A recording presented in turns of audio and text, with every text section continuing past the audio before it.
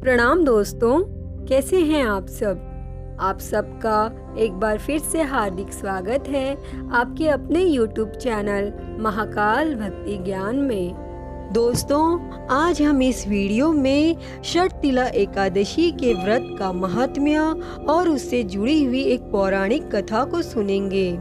अतः आप सभी से विनम्र निवेदन है, यह वीडियो अंत तक जरूर देखें। एक समय दालभ्य ऋषि ने पुलस्त्य ऋषि से पूछा कि हे महाराज, पृथ्वी लोक में मनुष्य ब्रह्म हत्या आदि महान पाप करते हैं, पराये धन की चोरी तथा दूसरे की उन्नति को देखकर ईर्ष्या करते हैं और साथ ही अनेक प्रकार के व्यसनों में फंसे रहते हैं और फिर भी उनको नरक प्राप्त नहीं होता। इसका क्या कारण है?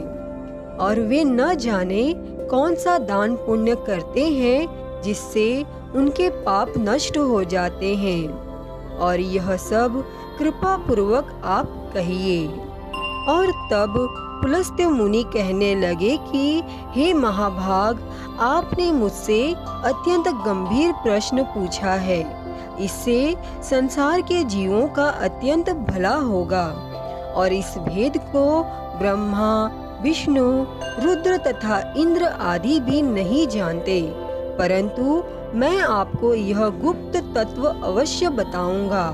फिर उन्होंने कहा कि माघ मास लगते ही मनुष्य को स्नान आदि करके शुद्ध रहना चाहिए और इंद्रियों को वश में कर काम, क्रोध, लोभ, मोह, अहंकार, ईर्ष्या तथा द्वेष आदि का त्याग कर भगवान का स्मरण करना चाहिए और पुष्य नक्षत्र में गोबर, कपास, तिल मिलाकर उनके कंडे बनाना चाहिए और उन कंडों से 108 बार हवन करना चाहिए।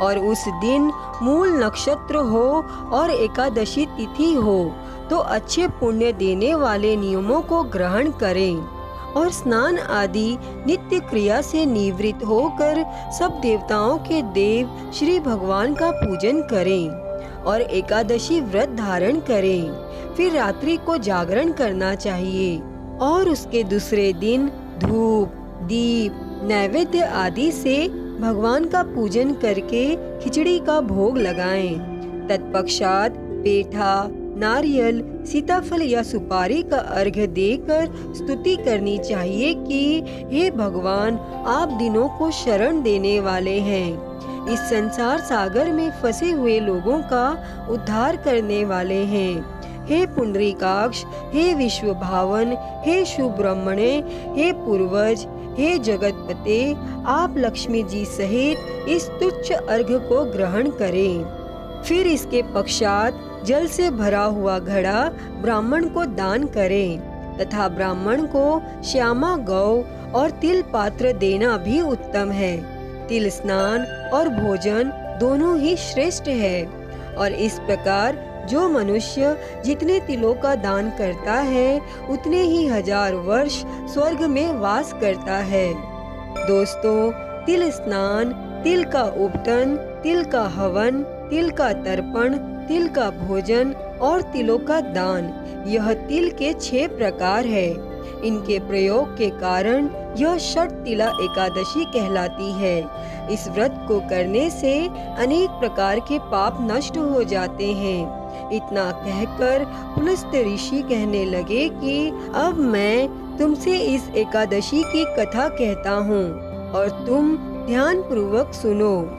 एक समय नारद जी ने भगवान श्री हरि विष्णु से यही प्रश्न किया था और भगवान ने जो षटतिला एकादशी का महात्म्य नारद जी से कहा सो मैं तुमसे कहता हूँ। भगवान ने नारद जी से कहा कि हे नारद, मैं तुमसे सत्य घटना कहता हूँ और तुम ध्यान पूर्वक सुनो। प्राचीन काल में मृत्यु लोक में एक ब्राह्मणी रहती थी और वह सदैव व्रत किया करती थी। एक समय वह 1 मास तक व्रत करती रही।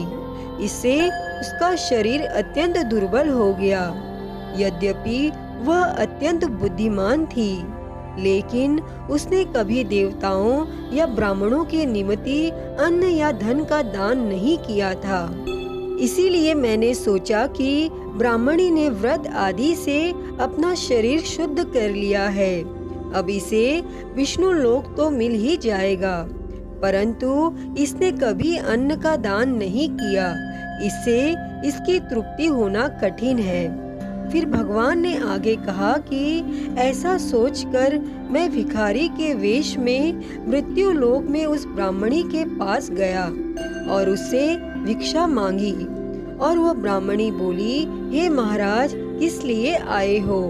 तब मैंने कहा, मुझे भिक्षा चाहिए। और इस पर उसने एक मिट्टी का ढेला मेरे भिक्षा पात्र में डाल दिया और मैं उसे लेकर स्वर्ग में लौट आया।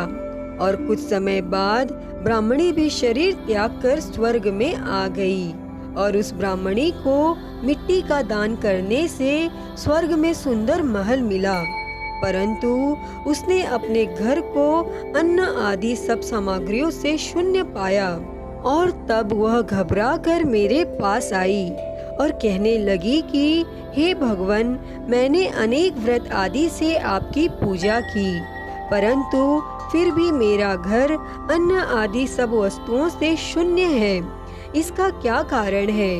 इस पर मैंने कहा कि पहले तुम अपने घर जाओ, देव स्त्रियां आएंगी तुम्हें देखने के लिए, और पहले उनसे शर्तिला एकादशी का पुण्य और विधि सुन लो, तब द्वार खोलना।